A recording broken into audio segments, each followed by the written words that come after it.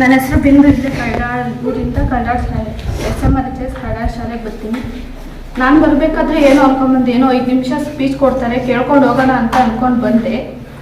ಆದರೆ ಇಲ್ಲಿ ನೋಡಿದ್ರೆ ಇಷ್ಟೊಂಥರ ಹೇಳ್ತಾರೆ ಅಂತ ನಾನು ಅಂದ್ಕೊಂಡೇ ಇರಲಿಲ್ಲ. ಅಷ್ಟೊಂದು ಕಾನ್ಸಂಟ್ರೇಷನಿಂದ ನಾನು ಅವ್ರು ಹೇಳೋದನ್ನ ಪ್ರತಿಯೊಂದು ಪಾಲಿಸಿದ್ದೀನಿ.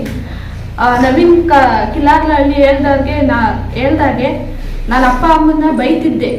ಒಂದು 5 ನಿಮಿಷ ತಿಂಡಿ ಲೇಟ್ ಆದರೂ ಸಹ ಈಗ ನನಗೇನೇ ಬೇಗ ಪಟ್ಟಂತ ಕೆಲಸ ಆಗಲಿ ಅಂದರೆ ಬೈತಿದ್ದೆ. ಆದರೆ ಇನ್ನು ಮುಂದೆ ನಾನು ಬೈಯಲ್ಲ. ಅವ್ರೇನೇ ಕಷ್ಟ ಇದ್ದರೂ ನಾನು ಕೇಳ್ತೀನಿ ಅಂತ ಹೇಳಕ್ಕೆ ಇಷ್ಟಪಡ್ತೀನಿ. ಮತ್ತು ಈಗ ನನಗೆ ಹಠ ಜಾಸ್ತಿ. ಏನಾದರೂ ನನಗೆ 5 ನಿಮಿಷದಲ್ಲಿ ಆಗಬೇಕು ಅಂದರೆ ಆಗ್ಬಿಡ್ಬೇಕು ಅಂತ ನಮ್ಮ ಅಪ್ಪ ಅಮ್ಮ ಅಷ್ಟು ಕೇಳ್ತಿದ್ದೆ. ದುಡ್ಡಿರುತ್ತೋ ಬಿಡುತ್ತೋ ಗೊತ್ತಿಲ್ಲ, ಕೇಳ್ತಿದ್ದೆ ನಾನು. ನನಗೀಗಲೇ ಆಗಬೇಕು ಅಂತ ಕೇಳ್ತಿದ್ದೆ. ಆದರೆ ಇನ್ನು ಮುಂದೆ ನವೀನ್ ಕಿಲಾರ್ಲಹಳ್ಳಿ ಅವ್ರು ಹೇಳ್ದಾಗೆ ನಾನು ಅಪ್ಪ ಅಮ್ಮ ಫಸ್ಟು ನಿಮ್ಮ ಹತ್ರ ಇದೆಯಾ ಅಂತ ಕೇಳ್ತೀನಿ, ಇನ್ನೇನು ಕೇಳಲ್ಲ.